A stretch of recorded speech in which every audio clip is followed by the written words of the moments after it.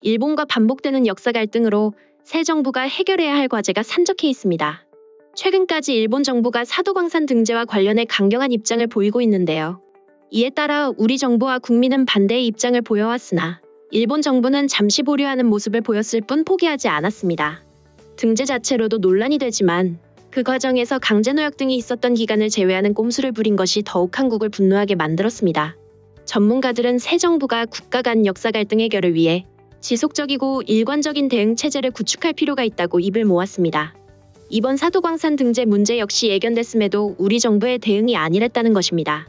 사도광산은 2010년부터 일본의 세계유산 추천 잠정 목록에 올라와 있던 만큼 미리 대비할 시간이 충분했다는 목소리도 높습니다. 실제로 현재 우리 정부엔 강제동원 문제에 대응할 기구나 체제가 마땅치 않습니다.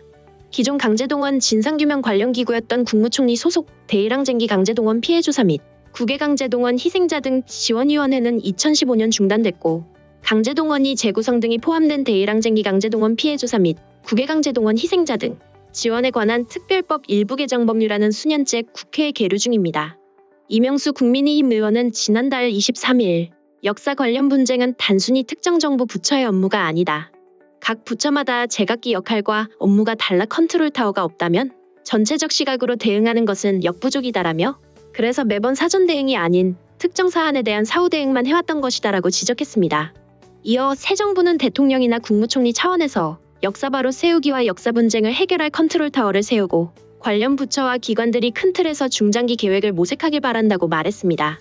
정혜경 일제 강제동원 평화연구회 대표연구위원 역시 같은 날 통화에서 상설 전담기구 마련, 국제학술연구 네트워크 구축, 유네스코 전문가 양성 등을 역설했습니다. 정 위원은 사도광산뿐 아니라 강제동원 전반으로 이해해야 하는 사안이라며 강제동원위원회가 2015년까지 자료의 컨트롤타워 역할을 했는데 지금은 그게 없으니 자료를 찾는 데만도 불필요한 노력이 필요하고 조사 결과물을 축적할 수도 없다고 안타까워했습니다. 이어 강제동원 특별법 개정안이 민주당에서 반대해서 심의가 이뤄지지 못하고 있다. 정파적으로 생각할 게 아니라 역사라고 하는 큰 틀의 문제로 생각해달라고 호소했습니다. 이어 국제적인 학술 네트워크를 통해 한일 관계에 국한하지 말고 2차 세계대전을 겪은 국가들과 함께 보편적인 입장에서 강제동원을 바라볼 필요가 있다면서 게다가 우리나라는 국력에 비해 유네스코 관련 전문가가 상당히 부족한 상황이라고 지적했습니다. 역사 갈등이 한일 관계에 미치는 영향에 대해서도 민간 교류를 통해 바람직한 방향으로 풀어낼 수 있다고 설명했습니다. 그는 일본 일부 정치인들이 문제가 있는 것이지 일본 국민은 내용을 잘 모르는 채로 왜 한국 사람들은 우리가 유네스코 등재만 하려고 하면 화를 내고 발목을 잡지라는 의문을 가질 수 있다며 김대중 전 대통령 때 제안해서 노무현 전 대통령 때까지 운영했던 한일 역사 공동위원회처럼 서로를 이해해 나가는 과정이 필요하다고 말했습니다. 사도광산에서 일어난 조선인 강제동원은 사실이며 빼놓을 수 없는 역사입니다. 1939년 2월부터 사도광산에서 조선인 약 1200여 명이 강제노역에 동원됐다는 사실은 일본은 물론 국제사회에서도 인정됩니다. 사도광산이 속한 니가타현이 1988년 펴낸 니가타현사 통사편 8 근대3에는 쇼와 14년에 시작된 노무동원 계획은 명칭이 모집, 관알선, 징용으로 바뀌었지만 조선인을 강제적으로 연행한 사실은 같다고 기록돼 있습니다. 국제노동기구 ILO 전문가위원회가 1999년 3월 펴낸 연차보고서에도 본위원회는 이러한 비참한 조건에서 벌어진 일본의 민간기업을 위한 대규모의 노동자 징용은 강제조약 위반이라고 판단한다고 나옵니다. 이를 의식한 일본 정부는 사도광산에서 조선인 강제동원이 있었던 일제강점기 시기를 빼고 에도 시대로 한정해 유네스코 등재 대상을 축소했습니다. 2020년 3월 일본 니가타현의 세계유산 잠정 목록 기재, 자산준비 상황 보고서에 따르면 사도광산의 가치를 전통수공업에 기반한 생산 시스템에 한정해 기계화 후의 광산 유구는 대상에서 제외했다고 돼 있습니다. 역사의 일부만을 취사 선택하는 행위는 유네스코 세계유산 후보 심사의 중점 사안인 진정성과 완전성에 명백히 반하는 시도인 것입니다. 도쿄신문은 지난 4일 역사의 일부만 보여주는 추천으로는 국제사회의 이해를 얻을 수 없다고 꼬집은 바 있습니다. 하지만 일본 정부가 2015년 메이지 산업혁명 유산을 1910년까지로 한정해 세계유산으로 등재했던 사례가 있기에 사도광산 역시 등재가 불가능하진 않은 상황입니다. 당시 일본은 하시마가 포함된 메이지 산업혁명 유산을 세계유산으로 등재하며 조선인 강제동원 등 모든 역사를 전하겠다고 약속했으나 지키지 않고 있습니다. 유네스코의 경고를 받은 일본 정부는 올해 12월 1일까지 이행 보고서를 제출해야 합니다.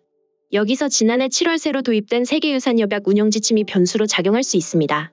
이 규정은 다른 국가와 잠재적 갈등을 피하기 위해 등재 신청 전에 대화를 충분히 하도록 돼 있습니다. 아사히 신문은 일본 정부 관계자의 말을 인용해 유네스코가 대화를 중시하고 있다면서 갈등이 있는 경우 등재 여부 판단을 피할 수도 있다고 쓴 바 있습니다.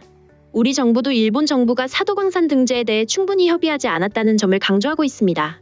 이어 중국, 러시아 등 주변국의 반발도 일본에 부담을 줄 것으로 보입니다. 다오리젠 중국 외교부 대변인은 지난달 11일 정례 브리핑에서 사도광산 세계유산 등재를 두고 일본은 역사를 직시하고 반성해야 한다고 지적했습니다. 마리아 자하로바 러시아 외무부 대변인도 지난달 9일 정례 브리핑에서 러시아가 사도광산 관련 문제에 주목하고 있다며 일본 군국주의자들의 잔악행위, 금을 캐기 위해 식민지화한 국가의 많은 사람에게 고된 노역을 시킨 사실을 어떻게 부정할 수 있는지 원칙적으로 이해하기 어렵다고 비판한 바 있습니다.